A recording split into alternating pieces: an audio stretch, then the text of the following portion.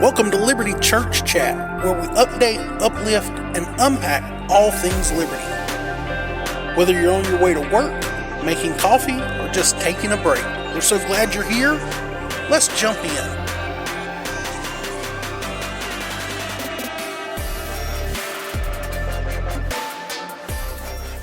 Well, good afternoon, good morning, everybody. Whatever time it is you're listening to us today, just thank you so much for being back. Today we're going to be talking about some Easter excitement and some growing ministries here at Liberty Church. And we've got back with us today Pastor Matt Burrell. Thank you for being here, Matt. Oh man, excited about it. Love it.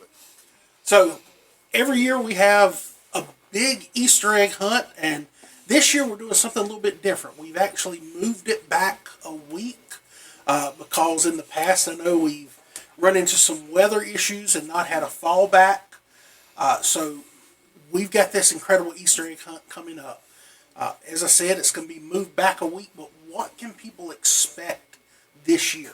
Yeah, so this year we're having it on the 12th, on April the 12th, which is a week before Easter. And that way, if it rains, we can move it to the 19th. But we're having what we call the Great Community Egg Hunt this year.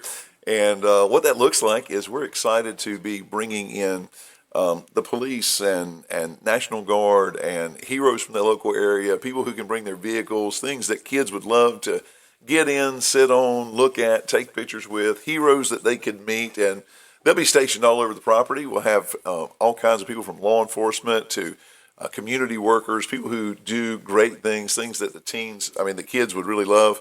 And then, of course, we'll have a massive Easter egg hunt. And we'll have that for different age groups. So different age groups will go out at different times, and they will have, for the little people all the way up to the older kids. My favorite part, of course, is we will have food trucks here, and there'll be great food, great dessert, great sweets here. And so it's going to be a super time. We love it. Super good time. Easter bunnies will be running around. A lot of photo opportunities for families and moms and kids and dads. So it's going to be a great time. It sounds like this is a great outreach opportunity for the church, something that they can invite people to that wouldn't necessarily normally come to church. Oh, absolutely. It's a way to draw people from all over our area. The idea is for them to come and have a great time, but the bigger idea is that they learn about and hear about Liberty Church and subsequently come on Easter Sunday and learn and hear about Jesus Christ. That is the actual heart behind any event we have, is to draw people that maybe we don't necessarily have a touch with, and to draw them into where we are and who we are, and let them experience Jesus Christ by getting to know us. And that does bring us to the actual Easter services, because that is our goal, is to get them here. We want them to have a great time, to know that we love them, but more importantly, we want them to know the love of Christ. We want them to come to church, be a part of that, hear about that. Normally we have 2 services here at Liberty. Is that the same for Easter this year? No, I'm glad you brought that up, because we're changing our services. We're adding a service for Easter because, as you know, Easter is a big event. It's a big event. It's a time when people who have never been to your church come. It's also a time where the people who come to your church, they all come to the church at the same time. And so we have expanded that. This year we'll be having 3 services. They'll be starting at 8 o'clock. We're having an 8 o'clock service. This could be a perfect service if you're someone who's like, hey, I got to get to grandmothers, we got to go to families, we want to be able to get this done so that we can be somewhere at a certain time. It's a great time for that.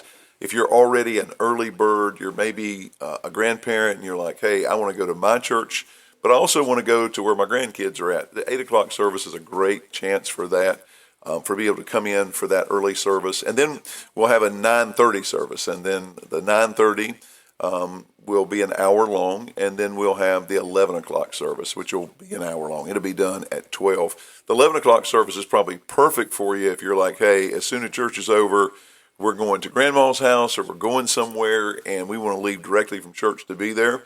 The 11 o'clock service is probably perfect for you. It'll put you right where you need to be, and I know that we all have different schedules, and so 8, 9:30, and 11, they're going to be a time of worship. It's going to be a time of fun. There'll be a lot of photo ops on the property to be able to take pictures of the kids and the family. But then it'll be a relevant message, and we're super excited about preaching on Easter Sunday.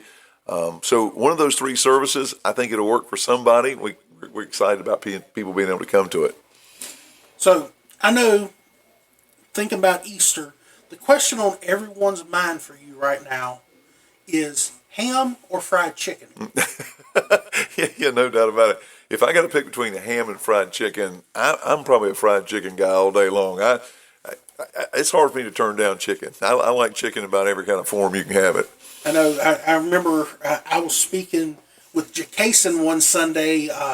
He was talking about what he was eating for Christmas, and my house we typically have ham for Christmas, ham, yeah. And he mentioned they were having fried chicken, and I was like, I'd like to have fried chicken for Christmas. Honestly, I think I'd have fried chicken any event, any holiday. I don't know why we got stuck on ham, but it's the way it is. But yeah, it's going to be Easter is a great time, man. It's so much fun. See everybody dressed up, coming in, families together. Everybody's got different traditions of what they do and when they do. And man, I just think it's exciting. I love Easter. I think it springs in the air. It's late this year, so it's going to be, hopefully, knock on wood and all that good stuff, warmer. And so I think it's going to be a great day. And I get excited about Easter. I love it, and I love everything about it. Family and food, and just Easter Sunday. It's just exciting. You mentioned it being later in the year. I remember we've had sunrise services in the past whenever Easter fell much earlier in the year, and dew would have fallen on the chairs overnight if we had them out the night before, and like you're wiping ice off, and it's a little chilly out there, and having to bring in heaters. So I agree with you to the effect of hoping for nice weather. Normally I like the colder weather, but I know. It seems like it's supposed to be 80 degrees today. Right. So it feels like spring is rolling through this year. It does. I like the warmer weather. I hope it's warmer. It's we're in South Carolina anyway, so we have bipolar weather, and so it's hard to guess. We could have a late Easter and still be cold. So I don't know. I'm hoping for warmer weather though. Yeah, I believe there have been 3 freezes historically. Past Easter. Yeah. So we'll see what gets provided to us this year. Now, moving on from that, in the last episode, you mentioned a little bit with our Next Gen program and the Loft, our teen ministry. It's growing. They've got this awesome new space coming up called the Loft. What's the vision behind that? Yeah, it's exciting. Our teen group is growing. Our Next Gen is growing, and if you're familiar with Liberty, our teens meet up the hill, and they meet in a building that's not with the buildings of the church, and our young people meet in kind of what we would call the main area. And so the goal is to bring everyone together. You can drop off teens, children, everyone on a Wednesday night at the same kind of area. Everyone will be kind of located closer. The other part is we're building the 1,250 square foot loft with teens in mind, meaning it's built for a purpose, and it'll be teen friendly rather than trying to retrofit an old building that doesn't really have the appeal or what we are looking for. And so that's the idea of it, is to be able to really build them a fresh place that's designated for them, that's made for them, that looks good, feels good, creates an environment that teens want to be in, and brings them with the other children, puts them all in the same area, puts us in the same grouping together. So that's kind of the idea about it. It's exciting to see our teen group grow, but it's also a challenge. And so this loft will meet a lot of those challenges by giving us a place dedicated and designated for our young people. And one thing, whenever I look at it, that tells me this is a place for teens, is it's at the top of a set of stairs. Yeah, absolutely. Yeah, it's not for people my age. You have to go up and down the steps. It's made for young people. So it is upstairs. That's why we call it the loft. And hey, man, it was the Bible. They were meeting in the upper room when Jesus came. So hey, we're hoping the Holy Spirit shows up there too. No, I'm just kidding. It's gonna be a great space. It's gonna be a great time for them. It's gonna be newer, and it's gonna be nicer. And as we're always kind of making the next steps. What can we do next? How can we do better? And this is really something that we've been needing for a long time, and so we're excited about it. It's going to be awesome. I'm really excited about it too. I've got my oldest son. This will be his last year in teen group before he goes off to college. But crazy enough to think, my youngest son is only about 4 years from joining the next gen. He'll be moving out of LC Kids. And it's a little bit wild to think about how quickly that time has passed with him. I know there's been a lot of impactful things for the teens over the years. I remember when we were at the old campus, we had the dungeon, as I affectionately called it. Yeah, it felt like it. we came here and initially talk about that shared space idea where we were having church on Sunday, and then all the chairs had to come down because that space was going to be utilized on Sunday night and Wednesday nights for the youth, and just moving from one area to the other. I know what is now the LC Kids building is where we held church on Sunday and Wednesday nights. So lots of changes, and I think this is going to be awesome for the teens to have this space, not only a dedicated space for them, but a space that has been designed for them, with them in mind. And I know how impactful that can be when you feel like this is a place for us. This is a place for us to be a part of what's going on here. I agree with that. I think that, it's the idea when you walked into a Chick-fil-A, a Starbucks, it feels like a Starbucks or a Chick-fil-A. I think it's the same way with teens or adults or whoever you're designing a space for. It always feels better when it's designed with you in mind, and I think it's going to be awesome. It's going to be great. Speaking of things that are close to the heart, I know this is something that's very close to your heart, and that is the 24/7 Men of God group. It meets on the first Tuesday of every month. Pastor Matt, why is it so important for men in the church to connect this way?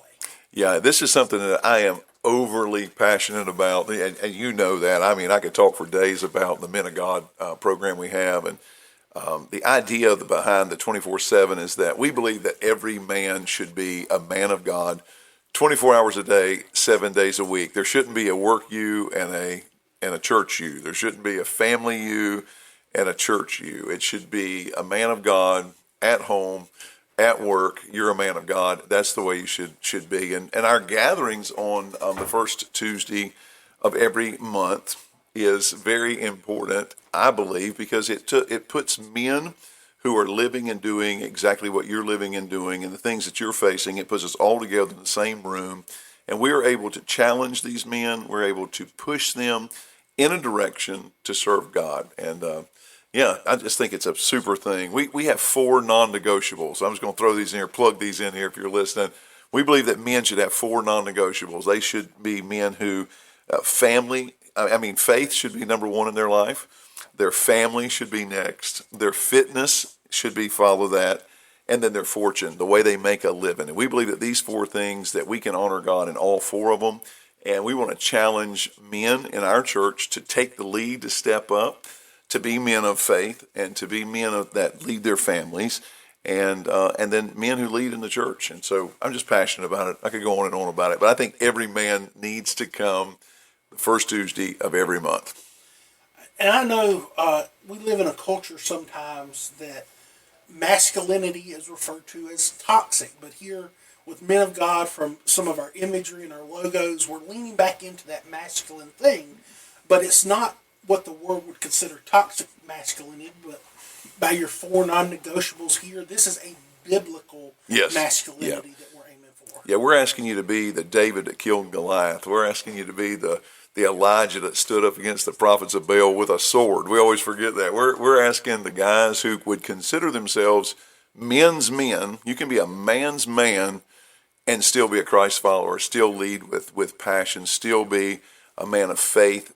We're asking, we believe, I believe that God made you as a man on purpose. Like, this is not an accident. I mean, He intended for you to be a man. He has a plan for men. He has a way for men to live. I believe as important as it is for there to be women and the roles that they fulfill for God, it's just as important for men to fulfill the roles that God's called them to be. husbands and fathers and grandfathers and leaders in the home. I believe there's a reason that God said, I am the God of Abraham, of Isaac, and of Jacob. He three men, and as you know, grandfather, son and grandson. And I believe that God views men. He has a role for us to fulfill. It's a masculinity, as you said. It's not toxic. It's biblical. What God wants us to be as men. Yeah. So for the men that aren't involved, Yep. the most important thing for them to know is how can they get involved. Yeah. So we have men who gather with us, and sometimes it's a large group, and they're men who are in our church. But some of these men don't go to our church. They go to another church, or they're followers that are plugged in and serving Jesus at another local congregation. Our goal is not to take men from their churches, but to encourage men, to train men, to equip men to be able to lead greater at their church, whether that's our church or wherever they're at. We come on Tuesday nights right here at Liberty Church. It's at 7 o'clock. We start 7 o'clock. We do some events. We have some things that are special, but in general, Tuesdays, 7 p.m. right here. You can show up. You can just be here. If you want more information about that, you can call the church office. You could reach out to me on social media. But we'd love to invite anybody from anywhere to be here. Teenagers, boys, grown men, love to see you, whether you're a senior or whether you're 20 years old. Love to see you first Tuesday, 7 o'clock. It's a great program, the Men of God. A couple of my favorite things from the last year of it were the camp out in the fall. Yep. Had great weather for that. We did. Even though I had to leave out first thing in the morning for an event with my son, it was great to go out with my younger son and get to camp out there and let him sleep out under the stars and just hang out and play. And then whenever we had steak night, Matt mentioned that we have some special things sometimes. And steak night, we had the grill set up outside, and everybody just brought whatever steak they wanted to eat, and we had them cooked all kinds of ways. Listen, if you don't know how to use a grill, it's fine. Yep. We had some that came that they'd never used a grill before in their life, and someone will help you out. Absolutely. Someone will. If you forgot the seasoning, somebody's got some salt and pepper or some maple smokehouse seasoning for your steak or some Chicago steak seasoning. Just swing by Food Line like I did and grab you some seasoning and a steak on the way here. It's great times, great to fellowship with men, great to get involved here in the church. Absolutely. It's great for men to build and to get a tribe of men who are like them, to get to know them, to become friends, to develop relationships. It's so much fun, and I believe that it's important for us to do. We have some great events, and one of the steak nights is one of my favorite. I didn't cook my steak; I had somebody cook mine, and but we had a great night that night. We had a oyster roast and a Low Country bowl, big time. People loved it. A lot of people come out for that. If you love seafood, it was a good time. We had pizza for those that didn't, so it was just a good time. And I think if you come, you'll really enjoy it. Oh yeah. So for today, we just want to mention, be in prayer for our Easter egg hunt, our Easter services, the team program, the loft, that the Lord will work in these young people's lives, and the men of God, that you would be a part of that. Just come be a part of the men of God and get involved. So, Pastor Matt, in closing, if someone has never been to one of these events, what's one reason they should come check it out? Yeah, I mean, there's so many reasons, but you got to check out our Easter egg hunts. Great time, great family time, super good times. Our Man of God meetings is just a great way for our men to really develop relationships.